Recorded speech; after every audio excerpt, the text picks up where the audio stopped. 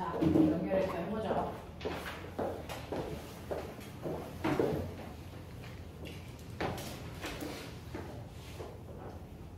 자, 등속도 운동, 등가속도 운동. 선생님은 주로 문제를 그래프로 풀어요. 그래서 그래프 풀는 연습을 조금 해보시는 어려운 문제를 빠른 속도로 정확하게 풀 수 있는 방법이니까 그렇게 해보시고요. 자, 여러분들은 지금 난생 처음 등가속도 운동이라는 거 했어. 등가속도 운동 그래프요. 아까 세 가지 말씀드렸는데 그 중에서 우리가 주로 쓰는 건 VT 그래프예요. 시간 속도 그래프, VT 그래프 되죠. 자, 이 VT 그래프에서 등가속도의 개형을 보시면 이 그래프를 주로 이렇게 그릴 건데 맨 처음에 속도가 0인 상태로 출발해도 되고요. 속도가 있는 상태로 출발해도 돼요. 처음 속도를 우리는 한국말로 초속도 이렇게 불러. 자, 여기서부터 속도가 일정하게 변하면 등가속도예요. 속도가 일정하게 빨라져도 되고요. 속도가 일정하게 느려져도 상관없어요. 자, 속도 변화가 일정하면 등가속도라고 한다고요. 자, 그러면 속도가 일정하게 빨라진다고 치자. 자, 얘는요. 처음에 초속도가 얼마였냐면 2m/초였고요. 그 다음에 가속도는 얼마냐면 가속도는 3이라고 치자. 자, 그럼 그래프 기억해요? 자, 이 그래프의 기울기가 뭐냐? 기억해. 뭐야? 시간속도 그래프에서 기울기가 뭘까? 가속도. 면적이 뭐냐? 면적이 뭐였냐? 뭐였냐? 간거리. 이거였어. 그래서 시간속도 그래프 보면 시간도 있고 거리도 있고 속력도 있고 가속도도 있고 다 있어. 그래서 이 그래프를 우리가 주로 그리는 거야. 됐어. 그래프 하나 안에 우리가 원하는 4가지 요소가 다 들어있어서 저 그래프를 주로 그려요. 자, 그랬을 때 3초 지난 후에 얘 나중 속도 얼마야? 뭐 이런 거 물어본단 말이야. 자, 근데 논리는 해석하기거든요. 자, 여러분들이 알고 있는 2m/초를 한국말로 해석하면 무슨 뜻일까? 어떤 애가 2m/초의 속력으로 쭉 가. 이게 무슨 말이야? 얘는 1초에 뭐야? 2m씩 가. 그런 뜻이. 됐어? 그럼 2초 지나면 몇 미터 가겠네? 4m. 됐어? 3초 지나면 6m. 그럼 10m 걸리면 몇 초 걸리겠네? 5초. 거속시에 안 넣잖아. 공식은요, 이해를 못하는 아이들을 위해서 만들어주는 거예요. 이해하는 사람들은 공식을 만드는 사람이고요. 이해를 못하는 사람들은 공식을 사용하는 사람들이겠죠. 됐어? 그래서 여러분 공식보다는 그게 무슨 뜻인지 해석하려고 노력하시는 게 좋아요. 그럼 가속도가요, 3m/s 제곱. 이건 무슨 뜻일까? 가속도가 3이래. 이건 무슨 뜻일까? 얘는요, 3m/s/s. 그래서 얘는 1초의 속력이 얼마씩? 3씩. 그래서 이런 뜻이거든요. 그래서 가속도가 3이야 라고 하면 얘는 1초에 속력이 3씩 달라져 또는 3씩 느려져. 이런 뜻이에요. 됐죠? 네. 그럼 2초 지나면 속력 얼마? 속력 얼마 증가했어? 6 증가했어. 1초에 속력이 3씩 증가한다 그랬으니까 2초 지나면 속력이 3 증가해? 아니 6 증가해? 3초 지나면 9 증가해? 됐어? 네. T초 지나면? T초요? T초 지나면 3T 증가해 라고 하는 속도 증가량은 가속도에다가 시간 곱한 값이다. 맞아? 맞아? 그러니 여기에서 처음 속도에 비해서 속도 얼마 증가했어? AT 계산하면 돼. 맞냐? 맞냐? 3초 지나면 9 증가해, T초 지나면 3T 증가해 라고 하는 가속도에다가 시간을 곱한 만큼이 속도가 증가한 양이야. 됐죠? 그러니까 속도 증가량에 해당되는 요만큼을 AT로 계산한다. 납득하겠죠? 자, 그럼 이제 등가속도에서 우리가 사용되는 공식이라는 게 있대요. 자, 공식이라는 게 있는데 여러분들이 알고 있어야 되는 등가속도 공식 중에 첫 번째 공식이 나중속도는 이거야. 자, 3초라고 하는 T초가 지났어. 나중속도 V가 얼마야? 이런 거 묻는 거야. 됐어? 나중속도는 얼마야? 당연하죠. 처음 속도에다가 속도가 늘어난 걸 더하면 나중속도죠. 맞아. 처음 속도에다가 속도가 증가한 걸 더하면 되니까 처음 속도에다가 속도 증가량이 뭐라 그랬어? AT. 이게 공식이야. 됐어. 처음 속도에다가 속도가 늘어난 만큼을 더하면 돼. 이건 나중 속도야 라는 뜻입니다. 그래서 첫 번째 등가속도 공식 나중 속도는요. 처음 속도에다가 속도가 변한 만큼을 더하세요 라는 뜻이야. 됐죠? 자, 그 다음에 두 번째 간거리가 얼마야? 이거 물어봐. 간거리가 얼마야? 자, 거리 어디다 그랬어? VT 그래프에서 면적. 자, 면적이요. 이거 면적 구해야 되는데요. 어떻게 하면 돼? 밑에 있는 사각형 넓이에다가 위에 있는 삼각형 넓이 더하면 되지. 그게 공식이야. 밑에 있는 사각형 넓이에다가 위에 있는 삼각형 넓이 더해. 이게 공식이야. 그럼 밑에 있는 사각형 넓이 구해볼까? 사각형. 뭡니까? T 곱하기 V0. 그래서 첫 번째 V0 T 이렇게 써있어요. 두 번째 삼각형 넓이 더하래요. 삼각형이니까 무조건 2분의 1은 붙여야 되겠죠? 됐죠? 그리고 밑변 곱하기 높이죠? 밑변 T 높이 뭐야? AT 곱해봐. 뭐 나오냐? AT 제곱. 이게 공식이야. 그래서 간거리는 V0T 플러스 2분의 1 AT 제곱. 정신 안 차려? 자, V0T 플러스 2분의 1 AT 제곱. 이게 간거리 구하는 식이야. 근데 이렇게 하면 바보. 공식은 이건데 우리 이렇게 잘 안 해. 왜? 실제로요. 얘가 맨 처음에 속도가 2m/초라고 그러냐? 2m/초. 근데 가속도가 3이니까 3초 지나면 9 증가해. 그래서 나중 속도 11이야. 이런 느낌이야. 그죠? 그럼 3초 동안 간거리가 얼마야? 라고 하면 이 공식에 넣으면 돼요. 됐죠? 그럼 막 구할 수 있겠죠? 그럼 우리 선생님보다 산수가 빠르니까. 자, 근데 실제로 등가속도 운동일 때 간거리는요. 어떻게 구하면 되냐면 평균 속도에다가 걸린 시간을 구하면 돼요.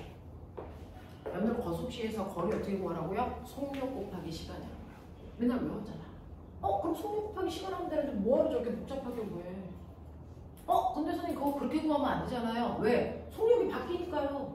2, 3, 4, 5, 6, 7, 8, 9, 10, 11까지 바뀌는데 어떤 속력도요? 바로 평균 속력이에요. 물체의 속력이 어떻게 바뀌어도 상관없이 그 구간의 평균 속력만 안다면 평균 속력에다가 걸린 시간만 곱하면 무조건 간거리가 나와요.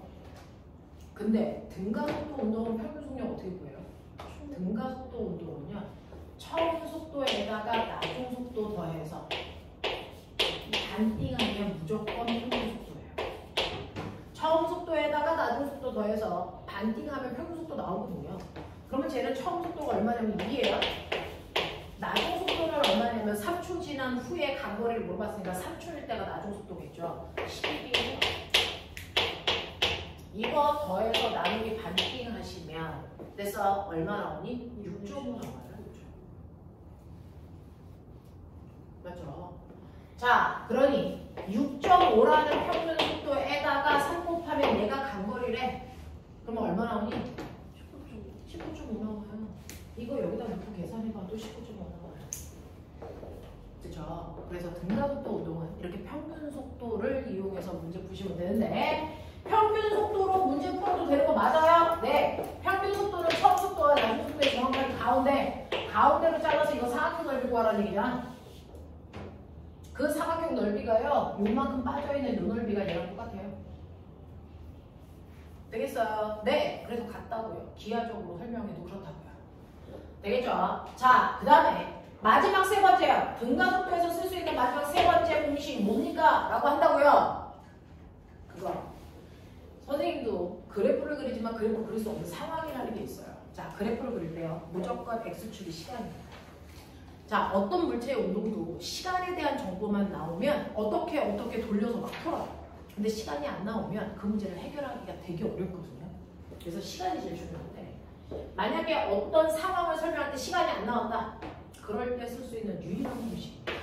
시간이 나와 있지 않을 때 쓸 수 있는 유일한 공식인데 이거 어떻게 하는 거냐면 이거를 시간으로 정리해요. 그러면 T는요. A분의 V-V제곱 그걸 여기 T에다가 대입해요. 그래서 정리해요. 그러면 2AS는 V제곱 마이너스 V제곱 제곱이라는 형태가 나옵니다.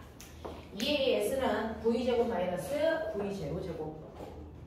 처음 속도, 나중 속도의 제곱에서 처음 속도의 제곱을 뺀 값이 2 곱하기 가속도 곱하기 거리랑 같대요. 해볼래요? 2 곱하기 가속도 3 곱하기 간 거리가 얼마 나왔었니? 아까 19.5 나왔었나요? 이게 나중 속도의 제곱 11의 제곱 얼마? 121. 처음 속도의 제곱 처음 속도 2 제곱하면 얼마? 4 해봐. 얼마 나오냐? 이거 계산하면 얼마 나오냐? 110 얼마 나옵니까? 7 이거 계산해보세요. 117 나오나? 됐죠? 이렇게. 그러니 시간이 나와 있지 않을 때 간거리를 물어본다든가 가속도를 물어본다든가 나중 속도를 물어본다든가 시간이 없는데 시간이 나와 있지 않은데 그럴 때 적응시게 됩니다. 됐죠? 그래서 시간이 나와 있지 않을 때 유일하게 문제를 풀 수 있는 방법 EAS V제곱 마이너스 V0 제곱. 됐죠? 자, 이렇게요. 세 가지가 등가속도 운동을 하는 모든 경우에 사용할 수 있는 공식이죠. 됐죠? 그래서 저거는 좀 기억해보자. 저거는 좀 기억해보자. 라는 겁니다.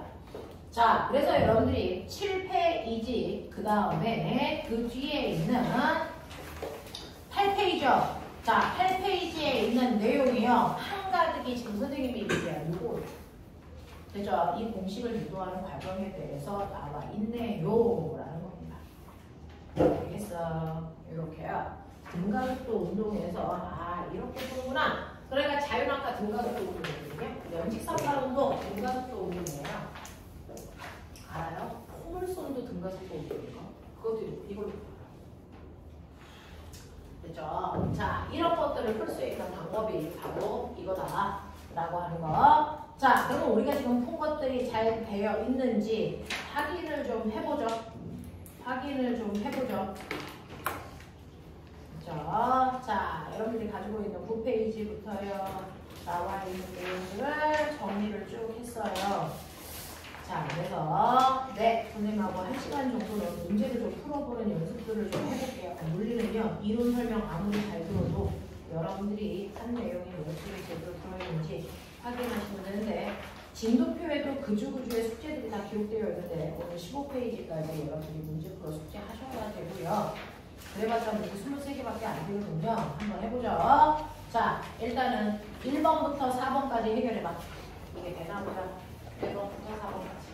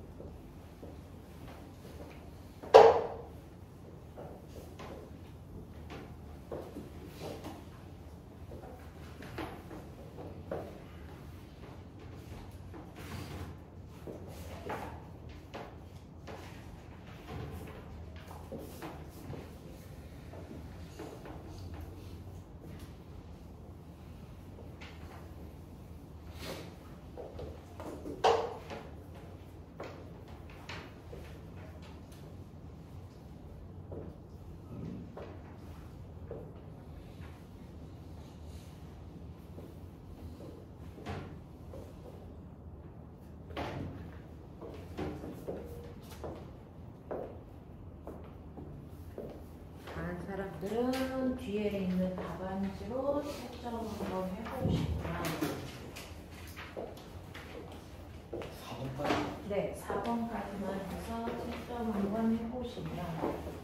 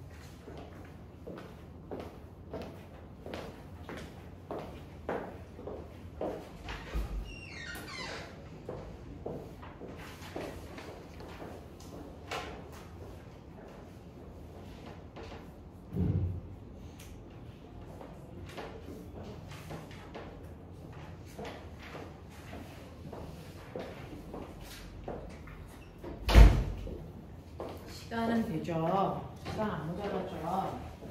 자, 보시면 첫 번째 1번이요. 1번에서 속도가 0이면 정지한 거니? 라고 했어요. 자, 속도가 0이면 정지한 걸까요? 네. 아니죠. 속도가 0이면 정지한 것이다. 여기에서는 뭐라 그랬어요? 맞다고 했죠. 근데 보면 속도가 0이면 정지한 거 맞아? 아니, 아까 원운동에서 제자리로 돌아오면 속도 얼마나 났어? 0이죠. 그거 정지하고 있는 거야? 아니요. 뛰어서 제자리로 돌아온 거죠. 됐니? 그러니까 1번에 1번을 맞다라고 하시면 문제가 됩니다. 그건 틀린 겁니다. 박수가 틀렸던데. 됐죠? 속도가 0이라고 해서 정지되어 있다라고 판단하시면 안 됩니다. 순간 속도가 0이라도 물체가 제자리로 돌아와 변이가 0이면 됐죠? 물체는 운동하고 있는 거예요.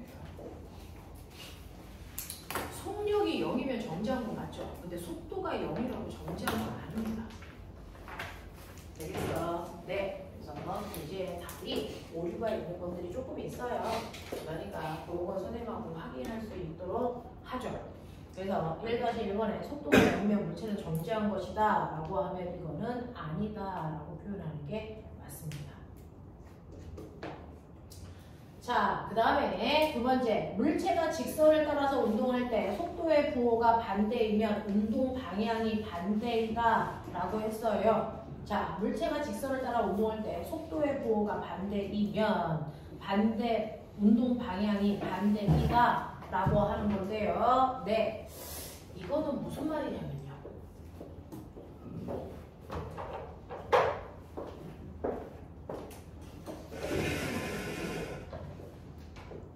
여기서는 좀 말이 좀 그렇죠. 물체가 가고 있는데, 자, 가고 있는데 저는요, 여기에서 물체가 이렇게 오른쪽으로 가다가 왼쪽으로 옵니다. 오른쪽 방향을 뭐라고 할까요? 앞쪽으로 10m 가요. 그러다가 백해서 뒤쪽으로 4m 오고 있어요. 이렇게 되는 거지. 됐어. 앞쪽 방향을 플러스로 했어요. 뒤쪽 방향을 뭘로 할까요? 마이너스로 하죠. 자, 이 변이 얼마입니까? 변이는 플러스 6입니다. 앞쪽 방향으로. 맞아요. 네. 하지만 얘는 어떻게 움직이고 있어요? 뒤쪽 보고 가고 있어요. 변이 방향은 앞쪽인데. 맞아. 그래서 운동 방향과 변이 방향이 같지 않을 때가 있다. 자, 뒤쪽을 보고 가고 있지만 변이는 앞쪽으로 나올 때가 있다. 알겠습니까? 네, 이런 얘기를 하고 있는 것 같아요. 자, 세 번째, 가속도가 일정하면 속도, 물체의 속도도 일정하니? 자, 등가속도 운동한대요. 가속도가 2. 가속도가 앞쪽 방향으로 2래요. 그럼 얘는 속도가 일정하다는 얘기니? 속도가 일정하게 증가한다는 얘기니? 일정하게 증가한다는 얘기지. 속도가 일정하다는 얘기가 아니죠. 속도가 일정하다는 얘기는 등속도 운동이고요. 시간에 따라 속도가 안 바뀌어. 계속 속도가 2야. 1초일 때도 속도가 2고 2초일 때도 속도가 2야. 자, 이렇게 속도가 똑같을 때만 속도가 일정하다라고 하는데요. 등가속도는요. 속도가 일정하지 않고 속도가 일정하게 빨라지고 있죠. 그죠? 네, 라고 하는 겁니다. 그래서 가속도가 일정한 등가속도 운동에서 속도가 일정하다라고 하면 틀려요. 속도는 일정하게 변해요 라고 얘기해야 돼요. 자, 그 다음에 두 번째 가죠. 그림은 직선 운동하는 어떤 물체의 위치를 시간에 따라 나타낸 겁니다. 시간 위치 그래프. 시간 위치 그래프에서 기울기는 속력이다 또는 속도다 라고 생각하면 돼요. 그래서 기울기가 점점 급해지는지 완만해지는지 보시면 속력이 점점 빨라지는지 느려지는지 아니면 속력이 일정한지 이런 거 판단할 수 있는데, 여러분들이 보시는 것처럼 0초에서 8초까지 보시면 여기에 있는 내용들은요, 사실은 중학교 친구들이 이해하는 건 쉽지 않아요. 그래서 처음에 하니까 좀 어렵다라고 하는 걸 인정하지 않으면 진도 나가기 힘들어요. 처음 배우니까 되게 어려운 내용입니다. 우리나라 고등학교 아이들 학습력이 되게 좋아요. 그래서 여러분들이 고등학교 올라가서 처음 배우면 되게 난감해서 미리 선행하고 계신 거예요. 자, 시간에 따라 위치 그래프인데요. 시간이 지났을 때 이 그래프의 기울기가 속력이라고 했죠. 자, 얘는 속력, 기울기가 점점 뭐해지고 있어요? 완만해지고 있어요.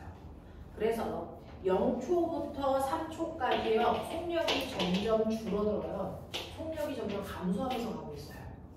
됐죠? 자, 그랬다가 3초에서 5초까지요. 3초에서 5초까지 기울기가 뭐해지고 있는 거죠? 기울기가 뭐해지고 있어요? 기울기가 뭐하고 있냐? 급해지고 있죠. 얘 뒤쪽 방향으로 속력이 빨라지고 있는 거예요. 알겠어? 네, 라고 하는 거고요. 그리고 나서 3초에서 8초까지는 다시 앞쪽 방향으로 속력이 다시 빨라지죠. 됐냐? 그래서 얘는요, 처음에 기준점에서 출발해서 앞을 보고 가다가 3초에서 5초까지는 뒤로 오다가 5초에서 8초까지는 다시 앞으로 가고 있는 모습이에요. 그래서 앞뒤 판단하는 게 별로 쉽지는 않아요. 천천히 선생님하고 11주 수업하면서 익숙하게끔 연습해 갈 테니까 너무 급하게 생각 안 해도 돼. 자, 그래서 보시면 0에서 8초까지 운동 방향은 몇 번 바뀌었어요? 앞으로 가다가 뒤로 한 번 바뀌었고, 뒤로 가다가 앞으로 또 한 번 바뀌었네. 운동 방향 2번 바뀌었어. 이런 뜻이야. 네. 자, 두 번째, 0에서 3초까지 평균 속력은요, 5에서 8초까지 평균 속력과 같습니까? 라고 했으니 속력과 해보면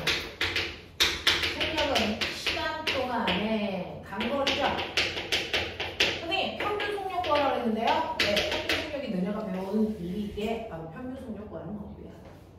그래서 여러분들이 구한 방법이 평균속력 구하는 방법이야. 자, 그러면 0에서 3초까지요. 0에서 3초까지 요 구간은요. 걸린 시간이 3초니까 3분의 자, 간거리 얼마예요? 보시면 0초일 때 0에 있다가 자, 3초일 때 어디까지 갔어? 5m까지 갔네. 그래서 얘 간거리가 5야. 얘가 이 구간의 평균속력이야. 3분의 5. 자, 그 다음에 5초에서 8초까지 그랬어요. 5초에서 8초까지. 그래서 5초에서 8초까지 요 구간이에요. 됐죠? 걸린 시간은 또 3초네요. 간거리는요. 네, 3에서부터 10까지 갔어요. 3에서부터 10까지 갔네요. 그래서 간거리는 7이에요. 라고 하면 평균속력은 얘가 더 크죠. 5에서 8까지.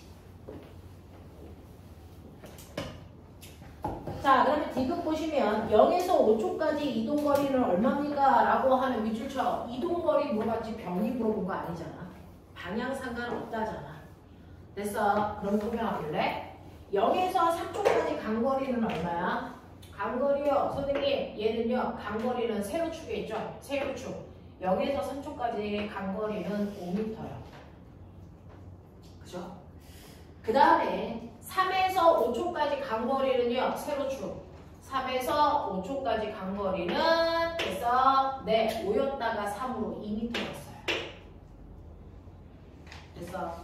자, 그래서 얘는 간거리니까 이동거리니까 방향 상관없죠. 5m 갔다가 2m 뺏겨왔으니까 이동거리 7m예요. 되겠어? 이렇게 가면 됩니다. 그래서 얘는 이동거리가 3m라는 건 틀렸네요. 이런 되겠어. 자, 그 다음에 3번 보시면 직선 도로상에서 어떤 트럭이 내가 몰고 있는 자동차의 앞에서 나와 같은 방향으로 달리고 있을 때 내 자동차의 속도계가 80을 가리키고 있다. 내가 트럭의 속도를 측정했더니 20이었다. 점점 가까워지고 있다. 트럭의 속도계는 얼마겠습니까? 라고 하는 얘는요. 물투 내용인데 겁도 없이 여기다가 막 실었어요. 자, 해볼게요. 듣고요. 이해가 되면 하시면 되고요. 이걸 왜 나왔냐면 물리원 문제의 가장 상위권은 이 상대 속도라는 개념으로 문제를 풀면 되게 심플하게 풀려요. 근데 이 상대 속도가 물초에서 나오거든요. 그래서 상위권 아이들을 겨냥한 문제집이라서 여러분들이 필요한 것들이 들어가 있어. 자, 근데 우리가 이게 일상생활에서 느껴져요. 자, 보시면 고속도로가 있어. 자, 고속도로에 A라고 하는 자동차가 꼬매가 가고 있다. 자, A라는 자동차가 2의 빠르기로 가고 있다. 라는 얘기를 하려면 누군가가 보고 있는 거죠. 그렇죠? A라는 자동차는 오른쪽으로 2의 빠르기로 가고 있어요. 누군가가 봤어요. 보고 있는 사람을 우리는 관찰자라고 해요. 관찰자가 보고 있는데 그 사람은 반드시 어떻게 하고 저 물체의 운동을 보고 있어야 되니? 정지력. 그래서 어떤 물체의 운동을 관찰할 때 관찰하는 사람은 반드시 정지한 상태로 물체의 운동을 관찰해야 돼! 라고 얘기한 사람이 뉴턴이에요. 그래서 뉴턴식으로 물체의 운동을 표현하고 있습니다. 전체가. 이걸 우리가 뉴턴 역학이라고 합니다. 자, 근데 아인슈타인은 다른 말을 했어요. 뭐라고 했어? 가면서 봐도 돼. 그랬어. 그럼 꼬매나 나 정지되어 있잖아요. 내가요 이렇게 고속도로에 나도 차 타고 오른쪽으로요 2의 빠르기로 가고 있어. 2의 빠르기로 가고 있어. 그러면 내가 봤을 때 A는 어느 쪽으로 얼마의 빠르기로 가고 있는 거니? 그죠. 내가 2의 빠르기로 가고 있으면 내가 봤을 때 A는 가지 않아. 정지되어 있는 것처럼 보여요. 여러분들이 고속도로에 아빠 자동차를 타고 옆에 있는 차를 봤는데 아빠랑 옆에 있는 차가 똑같으면요. 둘의 위치가 계속 똑같아요. 그래서 내가 느낄 때 둘 다 멈춰 있다고 느낍니다. 우리는 언제 상대방이 간다고 느끼냐면 나하고 물체 사이에 거리가 달라지면 그래서 위치가 달라져야 이 물체가 간다라고 느껴져요. 둘이 똑같이 움직이면 둘 다 정지되어 있다라고 느낍니다. 사람들은요 대단히 이기적이야. 자기 중심적이라서요. 자기를 기준으로 봐. 됐어? 네. 그래서 지구에 있는 사람들은 자기가 움직인다고 생각하니 안 움직인다고 생각하니? 안 움직인다고 생각했죠. 그래서 옛날 과학자들이 지구는 움직이지 않아. 하늘이 도는 거야. 라고 얘기한 거야. 그게 일반적인 사람들의 관점이에요. 사람들은 모두 다 자기는 정지되어 있는 관찰자라고 느낍니다. 그래서 상대방이 나랑 같으면 얘도 정지됐네? 이렇게 느끼는 거야. 알겠어? 근데 상대방이 나랑 다르면 내가 가는 게 아니고 네가 가. 이렇게 느껴요. 사실은 얘는 가만히 있고 내가 가도 내가 느끼는 건 내가 간 게 아니고 네가 뒤로 갔어 이 새끼야. 이렇게 느껴져. 알겠어? 이걸 표현한 게 상대속도라고요. 이걸 표현한 게 상대속도야. 그래서 내가 간 만큼 A도 가고 있기 때문에 A 정지되어 있네? 이렇게 느껴져. 그래서 A가 가고 있는데 그럼 또 봐봐. 내가 추월했어. 12m/s로. 자, 둘이 동시에 가다가 내가 갑자기 추월해서 우욱 하고 가. 그럼 내가 봤을 때 A는 어디로 가는 것처럼 보이냐? 그러니까 이렇게 느껴지는 거야. 자, 그래서 내가 느낀 상대방의 속도를 우리 뭐라고 하냐면 상대 속도라고 해요. 상대 속도라고 합니다. 내가 느낀 상대방의 속도. 내가 느낀 상대방의 속도를 상대 속도라고 하고 이걸 얘기하는 사람이 아인슈타인의 상대 속도예요. 상대성 원리. 알겠어? 모든 건 다 상대적이야 라고 얘기하는 거죠. 자, 이 상대 속도는요. 계산도 가능합니다. 계산도 가능한데 자, 이거 어떻게 계산하냐면 상대방의 속도에서 관찰자인 나의 속도 빼면 돼. 되게 어려운 얘기라서요. 여러분 한번 보시면 여러분들이 알고 있는 빠르기에도 뭐가 있다? 종류가 있다 이래요. 빠르기에도 종류가 있는데 여러분들이 알고 있는 빠르기, 속력과 속도 있어요. 물론 이거 있죠. 근데 이거에도 종류 있어요. 뭐가 있냐면 첫 번째 여러분들이 배우신 평균, 속력 됐어? 또는 평균 속도가 여러분들이 알고 있는 것처럼 총 걸린 시간 분의 위치 변화량으로 계산하시는 거예요. 자, 그런가 하면 평균 속력, 평균 속도 말고 뭐 있을까? 뭐 있을까? 순간 속력 또는 순간 속도. 그래서 평균이 있는가 하면 순간 속력 또는 순간 속도가 있어요. 아빠 자동차 타고 갈 때 아빠가 엑셀을 확 하고 밟을 때 아빠의 속도계가 계속 순간순간 달라지죠. 걔는 순간 속력을 나타내는 중이야. 됐어? 자, 그런가 하면 세 번째 뭐가 있을까요? 상대 속도라는 게 있어요. 선생님이 이걸 왜 써드리냐면 상대 속도는 있지만 상대 속력은 없습니다. 왜요? 상대 속도는 방향에 의해서 나타나기 때문에 방향이 없는 속력으로 표현하지 않습니다. 상대 속도라고 하지 상대 속력은 없습니다. 되겠어? 네. 자, 그러면 이제 해볼게요. 우리가 하고 있는 건 방향을 가지고 있는 상대 속도의 개념을 하고 있어요. 방향이 있다라는 표현입니다. 자, 여러분들이 보시면요. 실제로 상대방에 해당되는 A는요. 오른쪽 방향으로 가고 있어요. 저는 오른쪽으로 플러스로 나올게요. 오른쪽 방향으로 2의 빠르기로 상대방이 한 번도 방향도 빠르기도 바뀌지 않고 가고 있다고 쳐봐. 근데도 이물체의 빠르기가 다르게 느껴진다니까. 왜? 나의 상태가 달랐으니까. 내가 맨 처음에 정지 상태였잖아. 그러면 상대방의 빠르기가 얼마나 느껴지게? 상대방의 속도에서 나의 속도 빼보세요. 그러면 네가 느낀 거 상대방은 오른쪽으로 2의 빠르기로 가고 있어 라고 하는 게 느껴진 거야. 됐죠? 근데 상대방이 오른쪽으로 2의 빠르기로 가는데 나도 오른쪽으로 2의 빠르기로 가. 그러면 내가 느낀 상대방의 속도 보이니? 네. 그냥 정지하고 있는 거예요. 이거라니까. 됐어? 근데 상대방은 여전히 오른쪽으로 2의 빠르기로 가는데요. 내가요. 여러분들이 알고 있는 것처럼 오른쪽 방향으로 12의 빠르기로 상대방은 추월해. 그러면 내가 느끼는 A의 운동은 빼보세요. 보여? 플러스가 아닌 마이너스 뒤쪽 방향으로 가는 것처럼 보이지. 얼마의 빠르기로? 10의 빠르기로 가는 것처럼 보인다. 이 얘기야. 이 얘기야. 됐죠? 자, 그런가 하면 내가 요번에는 마주 오고 있다고 치자. 그러면 나의 운동 방향은 언니야 마이너스 방향 얼마? 5의 빠르기로 간다고 칠까? 그러면 내가 본 상대방의 빠르기는 얼마로 보일까? 생각해봐. 계산하지 말고 생각해봐. 서로 마주보고 있어. 내가 봤을 때 상대방 얼마의 빠르기로 나한테 오고 있는 것처럼 보이지? 7이죠. 그게 계산으로 나와요. 자, 상대방은 오른쪽 방향으로 2의 빠르기, 나는 왼쪽 방향으로 5의 빠르기. 그러면 상대방의 속도에서 나의 속도 빼라고 그랬죠? 빼봐. 그러면 상대방은 오른쪽 방향으로 7의 빠르기로 나한테 다가온다 라고 난 느껴진다니까.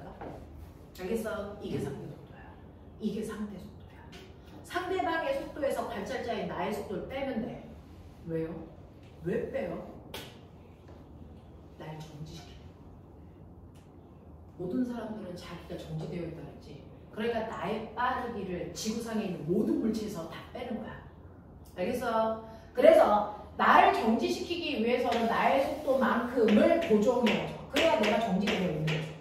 그래서 나를 정지시키기 위해서 모든 물체에서 나의 빠르기를 뺀다? 그게 상대적으로 느끼는 주변에 있는 모든 물체들의 빠르기. 알겠어? 이렇게 된다고요. 이렇게 된다고요. 되겠죠? 자, 그래서 여러분들이 보시면 이 상대 속도가 사실은 중학교 1학년 수학책에 있죠. 활용 문제에서 봤어요. 연립방정식 할 때 형이 동생 따라잡는 거 그거. 자, 맞아요. 그 비슷한 문제인데 선생님도 집에 가면 자식이 있답니다. 그래서 그 아이가 중학교 1학년 때 해법 수학책인가? 거기에 보면 미친 개새끼 문제 하나 있어요. 그거를 가지고 와서 엄마 이거 어떻게 푸는지 풀어줘 라고 해서 그걸 딱 보니까요. 네, 방정식 활용이더라고요. 그래서 선생님은 우리 딸내미한테 그거를 상대 속도로 풀어줬죠. 네. 뭐가 있냐면 너네가 2학년쯤 됐으니까 풀지 않았을까? 이렇게 철수가요. 오른쪽으로 갑니다. 위에 빠르게. 그리고 영희가 마주오고 있습니다. 3의 빠르게. 둘 사이의 거리는 60m입니다. 근데 철수한테 미친 개새끼가 있어요. 보니까 거기 미친 개새끼가 있더라고요. 이 새끼가 뜁니다. 얼마에 빠르고 얼마에 빠르게. 빨리 기억해봐. 그래서 이 개새끼가 어떻게 해서 얘가 철수에서 출발해서 영희한테 갔다가 철수한테 갔다가 영희한테 갔다가 기억나냐? 철수, 오, 영희, 철수, 영희 되냐? 중학교 1학년 지금 한참 할 때 아니야? 학교에서 언제까지 뛰어? 둘이 만날 때까지 된대. 그랬을 때 저 개새끼가 간 거리가 얼마니? 자, 빨리 기억해봐. 문제 없어? 자, 이게 해법 수학책에 있더라고요. 그래서 이거 상대 속도로 풀면 돼. 그래서 우리 딸이 물리를 그만뒀죠. 나하고 안 맞아. 이런 거죠. 자, 보면 제가 언제까지 뛸까? 영이랑 만날 때까지. 그럼 영이랑 철수가 만날 때까지 몇 초 걸리는지? 10초가 더 라고 해요. 몇 초 걸리는데 그 시간 동안만 됐어. 걔가 뛰는 거잖아. 2의 빠르게 아니 5의 빠르게. 그러니 저 문제는요. 철수가 간거리와 영희가 간거리의 합이 60이야. 그래서 시간구에 그 시간으로 걔가 뛰어 라고 해서 푸는 문제거든요. 이걸 어떤 창의적인 아이들은 어떻게 하냐면 얘가 여기까지 오는 동안 이 걔가 간 거리 구하고 거기서 또 철수가 오는 동안 걔가 간 거리 구하고 이렇게 하면 이제 안 풀겠다는 의미죠. 안 풀립니다. 그죠? 그래서 이거는 상대속도로 푸는데 자, 누구를 관점으로 풀도 상관없어요. 자, 얘 철수를 A, 영희를 B라고 하죠. 철수가 본 영희의 상대속도, 속도입니다. 자, 오른쪽 방향 플러스로 보면 왼쪽 방향으로 가고 있는 영희의 빠르기는 마이너스겠죠. 자, 그럼 상대방의 속도에서 관찰자인 나의 속도 빼면 되니까 영희의 속도 마이너스 3에서 관찰자인 플러스 1을 빼봐. 됐어. 그러면 철수가 보기에 영희는 왼쪽 방향으로 나를 향해 도로 달려오고 있는 것처럼 느낀대. 그걸 느끼는 나는 뭐하고 있는데? 정지. 그러니까 상대 속도는 서로 다른 두 개의 물체가 움직일 때 되게 복잡해지거든요. 그래서 그 둘 중에서 하나만 움직이고 하나는 정지시켜버리는 거야. 그럼 되게 심플한 운동으로 바뀌어. 그러려고 쓰는 게 상수예요. 됐어? 그러니까 철수로 고정시켜놓고 넌 움직이지 마. 정지되어 있어. 영희 혼자서 철수와 영희의 속도를 합함하고 혼자 뛴다고 생각하는 거야. 됐어. 네, 얼마의 속도로 뛴다고요? 5의 빠르고. 얼마 온다고요? 60m. 몇 초 걸리겠어요? 12초인 거죠. 여러분, 걔는 12초 동안 5의 빠르기로 뛰면 돼. 몇 미터 대표님? 60. 됐죠? 60m예요. 이렇게 보는 거. 알겠어요? 이렇게 심플하게요. 되게 복잡할 수 있는 물리 원의 문제를 되게 심플하게 풀 수 있는 개념이 상대 속도예요. 상대 속도는 나는 정지시켜놓고 상대방 혼자서 됐어 움직인다라고 생각하는 운동입니다. 대단히 간단해져요. 이게 수능 문제 20번에 주로 나오는 문제들을 심플하게 푸는 방법입니다. 됐죠? 네! 그래서 지금은 좀 어려울 수 있지만 이렇게 풀어 나가시면 되겠죠? 너네 오늘 되게 졸려온 날이구나. 선생님들은 어제도 막 이제 삼가고에 면접을 하려고요. 12시간 수업하다가 선생님 가가지고 잠을 잘 못 자고 왔는데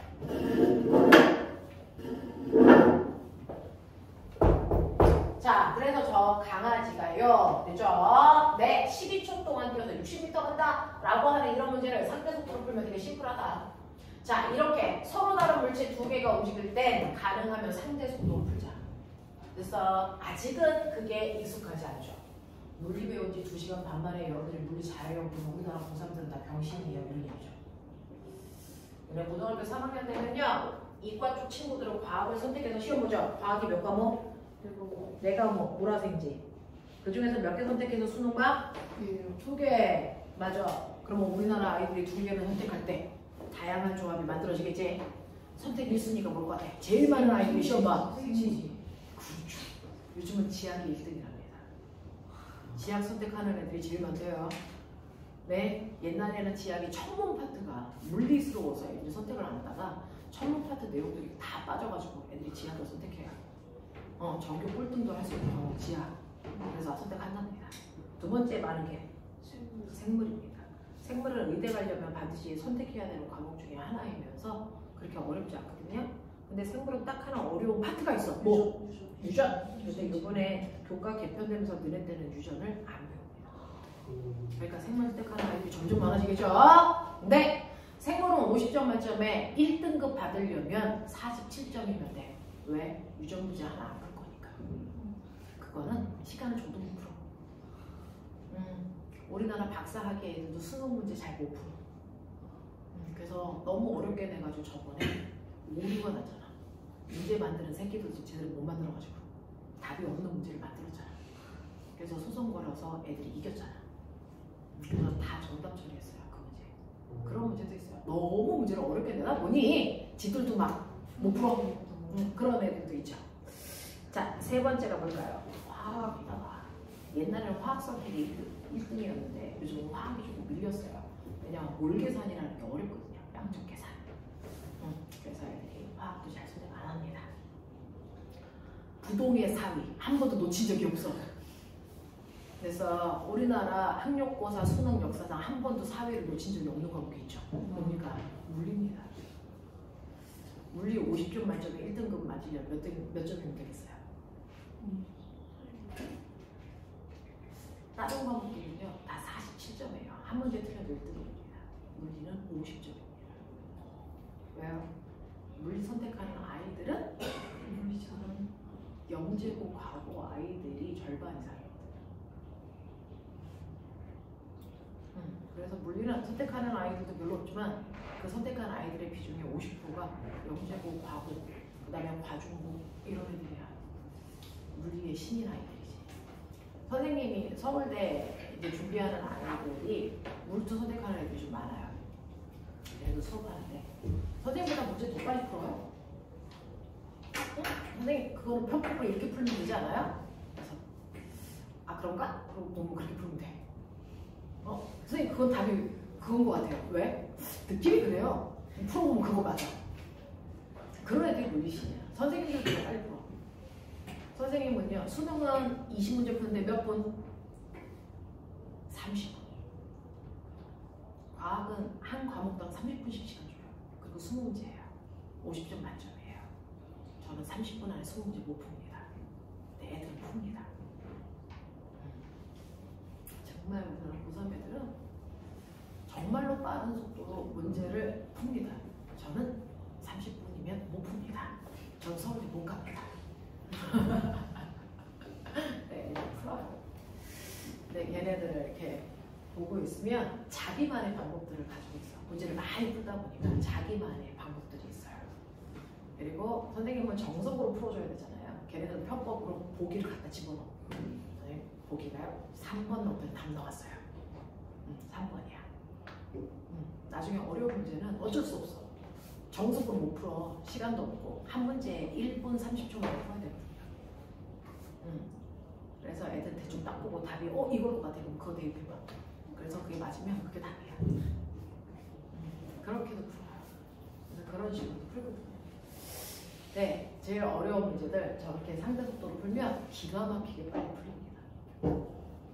그래서 지금 여러분들 중학교 2학년 때 물리1을 한다면 적어도 1, 2과 상위권을 노리는 친구들이죠. 더군다나 중1이 여기 와서 이 수업을 한다면 대단히 상위권인 친구들 아니겠어요? 그 친구들을 키우기 위해서는 당연히 1등급을 위한 수업들을 해야죠. 그래서 여러분 상대 속도는 그런 개념에 노리기가 쉽지 않다. 자, 3번 볼게요. 그래서 직선 도로상에서 어떤 트럭이 내가 몰고 있는 자동차의 앞에서 나와 같은 방향으로 달리고 있대요. 네, 이렇게 도로가 있는데 내가 자동차를 타고 가고 있는데 나의 앞에 트럭이 가고 있대요. 트럭이 나와 같은 방향으로 가고 있대요. 다행이죠. 마주보고 있으면 큰일 나는데. 자, 가고 있다는 겁니다. 자, 내 자동차의 속도계가 80을 가리킨대요. 나는 80이라는 속도로 가고 있대. 자, 가리키고 있습니다. 내가 트럭의 속도를 측정했더니 트럭의 속도가 얼마입니까? 내가 봤을 때 이 새끼가 20으로 가고 있는 거예요. 실제 속도가? 실제 얘가 20으로 가고 있을까? 아니죠. 내가 봤을 때라고 했잖아요. 상대 속도예요. 됐어. 내가 본 트럭의 속도가 그렇다는 거죠. 됐어. 그럼 어떻게 돼? 트럭의 속도에서 관찰자의 나의 속도를 뭐 하면 되니? 빼면 돼. 됐죠? 자, 트럭과 나의 방향은 플러스 방향으로 놓을게요. 트럭의 속도는 모르니까 플러스 9. 나의 속도는 플러스 80. 자, 이거 빼. 그랬더니 내가 봤을 때 트럭은 그 방향으로 20으로 간대. 되겠습니까? 네? 가까워지고 있어요. 가까워지고 있대요? 20km로 점점 가까워지고 있대요. 자, 그럼 가까워지고 있다는 얘기는 나는 멈춰있는 이 새끼가 뭐야? 나를 향해 이렇게 오고 있다는 거죠. 됐죠? 네, 그럼 뒤쪽 방향이네요. 마이너스. 이렇게 되면 돼요. 되겠어? 자, 그럼 넘겨봐. 얼마나 오냐? 60. 네, 60의 속도로 가고 있다는 얘기죠. 되겠어? 그래서 이 트럭은 60으로 가네? 조금 있다가 내가 추월하겠네? 이렇게 생각해야지. 조금 있다가 부딪히겠네? 이렇게 생각하는 거 안 돼. 됐어? 추월하는 거죠. 자, 이런 얘기입니다. 자, 그래서 이렇게 생각하시면 되는 문제. 그래서 상대 속도에서 가장 기본적인 가르쳐진 거예요. 자, 다음 그림은 직선 운동하는 물체의 속도를 나타낸 그림입니다. 라고 합니다. 여기에 대한 설명으로 옳은 걸 찾아봐. 라고 했는데, 보면아, 속도래.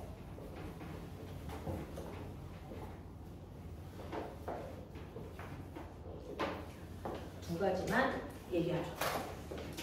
자, 물리라는 건 지구상에 있는 모든 물질들이 가지고 있는 다양한 양을 측정하는 과목이에요. 정의하고 측정하는 과목이야. 우리 눈에 보이지 않는 힘이요. 우리는 물리에서 있다라고 생각합니다. 왜? 정확하게 측정이 가능하기 때문입니다. 근데 내 눈에 보이지 않는 또 다른 게 있죠. 뭐? 영혼, 신 이런 거 없다라고 합니다. 왜? 객관적으로 측정이 아직은 불가능합니다. 나중에 과학이 더 발달해서 측정이 가능해지면 영혼도 있어, 신도 있어 이렇게 되겠죠. 우리 과학에서는 지금 현재 그래서 지식으로 측정 가능하고 확인 가능한 것만 있다라고 얘기하거든요.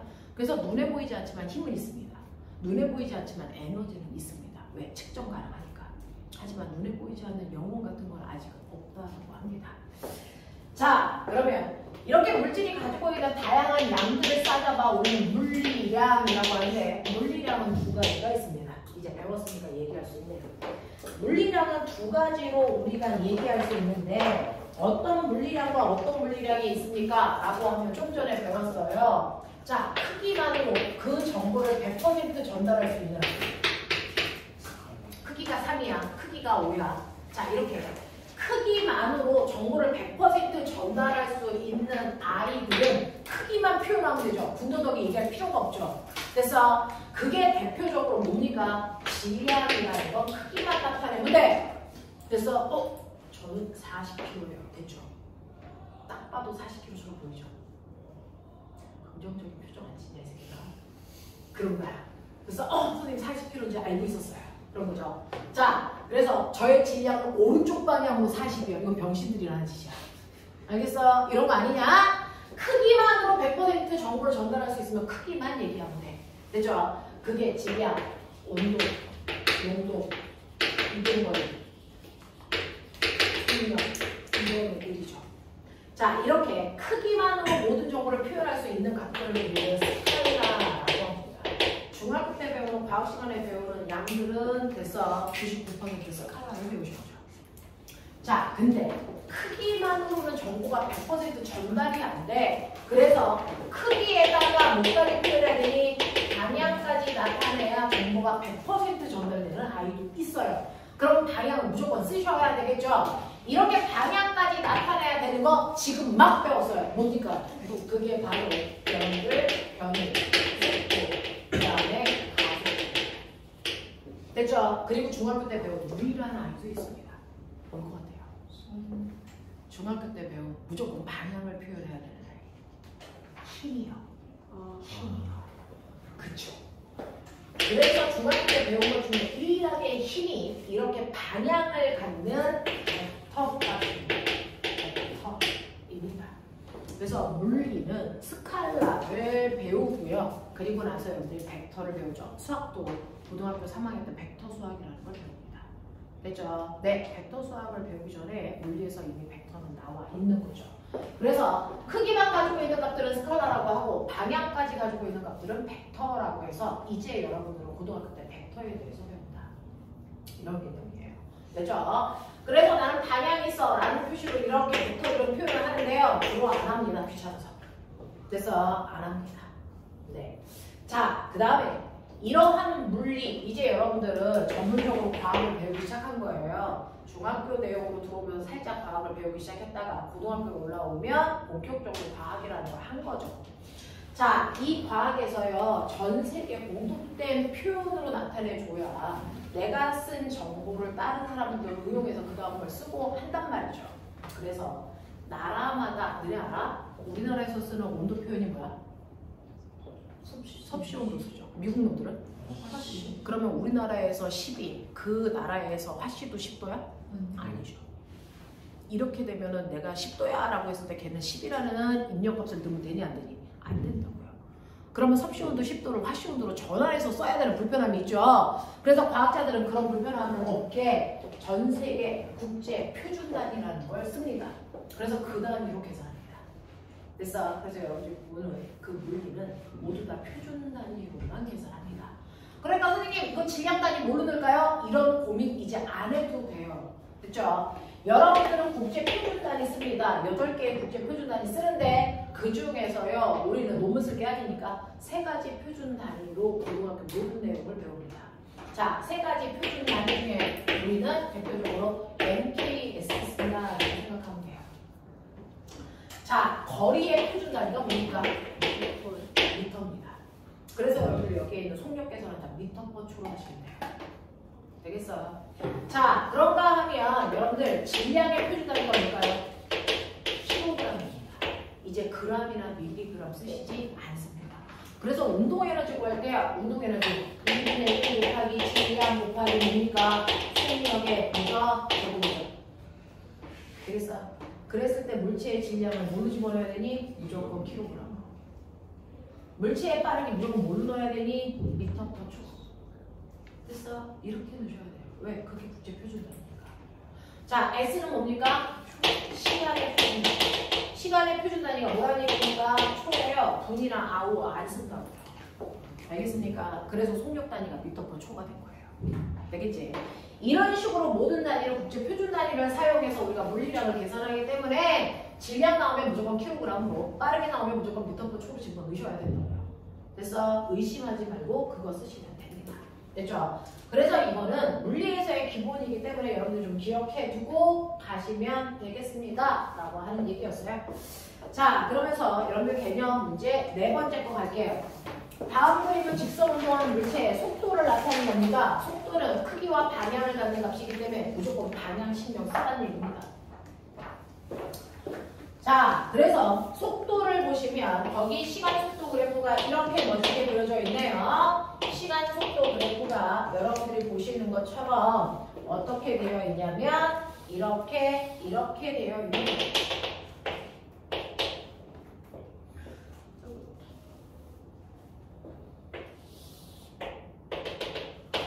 이렇게 되어 있어요. 자, 우리가 일반적으로 수학 시간에 배운 좌표 알죠? 좌표. 1사분면, 2사분면, 3사분면, 4사분면. 그죠? 물리는 주로 X축을 시간으로 놓기 때문에 마이너스 시간은 과거예요. 그런 시간은 없죠.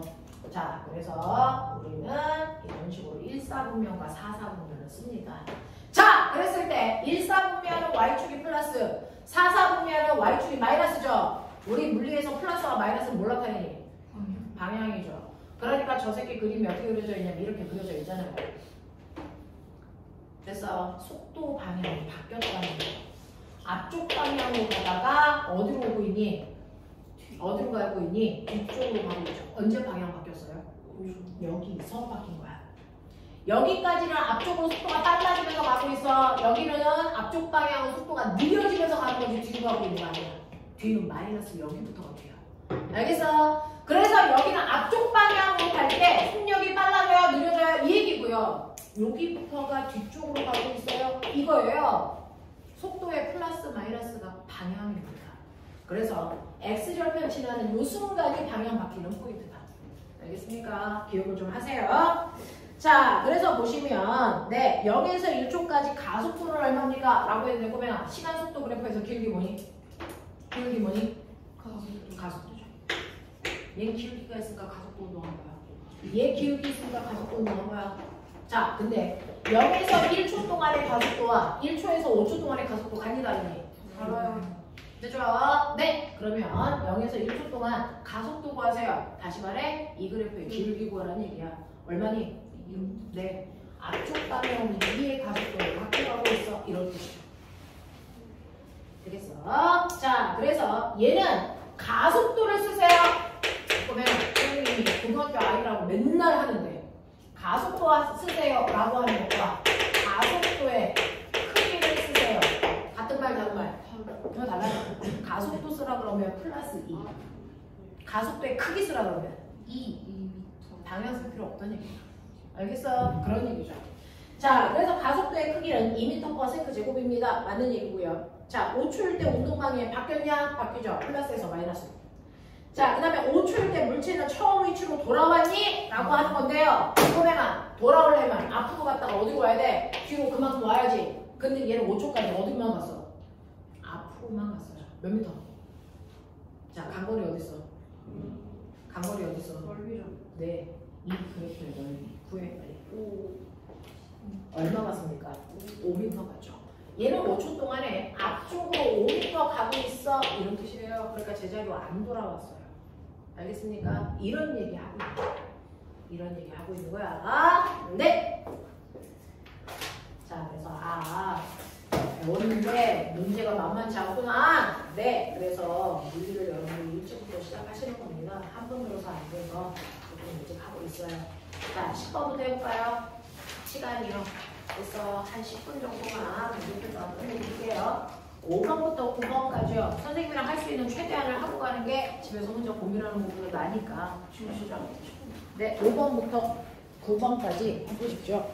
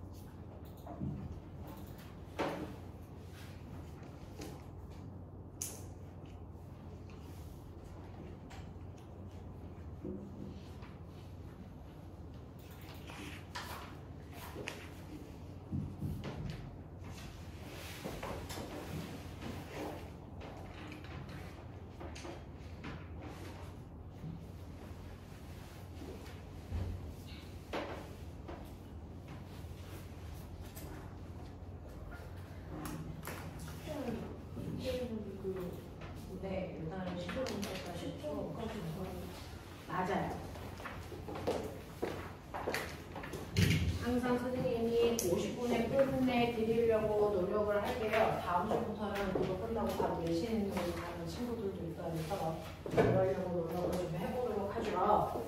자, 오늘은요. 5번부터 지금 몇 번까지 풀었을까? 저 13번. 5번부터 13번까지 푼 사람도 있고요. 5번부터 9번까지가 대충 풀려져 있을까? 네. 자, 5번 보시면 직선으로 위에 정지되어 있던 승용차가 동쪽으로 출발하는 순간 동쪽으로 일정한 속도로 달리던 버스가 승용차를 지나갔다. 이거 무슨 말이냐면 결국은 동시에 어떤 기준점 P라는 지점을 자, 승용차는 멈춰있는 상태로 출발한 거고요. 그 다음에 버스는 일정한 속도로 지나가고 있어요. 그래서 여기에 있는 버스는요. 이 기준선을 10이라는 빠르기로 그래서 지나가고 있는 그 순간 나는 정지한 상태로 출발해서 가고 있어. 이런 얘기겠죠. 자, 이때요. 승용차가 버스와 속력이 같아질 때니까 속력이 10 됐을 때 라고 하는 문제겠죠. 자, 버스는 이렇게 가고 있고요. 승용차는 멈춰있다 출발해서 이렇게 갈 건데 둘의 속력이 같아지는 이 순간이라고 했어요. 자, 그랬을 때 둘의 거리 차이는 얼마입니까? 라고 하는 거리는요. VT 그래프에서 면적이니까 여러분들 면적 구하시면 되겠죠. 이거 10초일 때. 버스는 10이라는 등속 운동으로 간 거리 1이 사각형 넓이에요. 100 갔어요. 근데 승용차는 요 그래프 밑에 있는 요 넓이죠. 삼각형 넓이 구하는 얘기죠. 그래서 50m 갔어요. 그러니까 둘의 거리 차이는 50m 나요. 라고 하는 자명한 문제였어요. 그렇죠? 이런 식으로 풀어가지고 오시면 되겠습니다. 오늘 여기까지 하겠습니다. 고생하셨습니다. 선생님이 영상 물론 업로드해서 우리 단톡방에다가